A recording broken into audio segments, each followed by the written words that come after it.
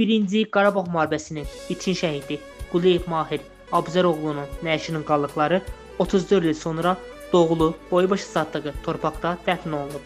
Şəhid Mahir Abzaroğlu Quliyevin nəşinin qallıqları bugün Cəlilabad şəhərinə gətirilərək ailəsinə təhvil verilib. Şəhidlə cənazə namazı qılınıb, vida mərasimi keçirilib.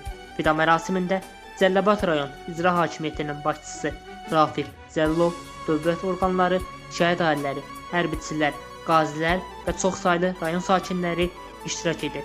Şəhidin nəşinin qallıqları yaylım atəşi altında torpağa tapşırılıb, dövlət himni səsləndirilib. Şəhidin tabuta bükülmüş üç rəngli Azərbaycan bayrağı ailəsinə təqdim olunub. Qeyd edək ki, Mahir Abzaroğlu Quliyev 1958-ci ildə Cəlilabad şəhərində anadan olub. O, könüllü olaraq döyüşlərə qatılarkən 2 az yaşlı qızı və bir oğlunu vətənə əmanət edib. 1992-ci il iyunun 15-də Ağdərə rayonu istiqamətində gedən döyüşlər zamanı itkin düşüb.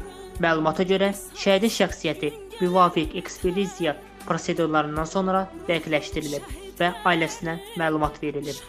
İqamət Sadiqli, Mirqamət Mirəlioğlu, Zinhar Bəbişov, Xalqım TV.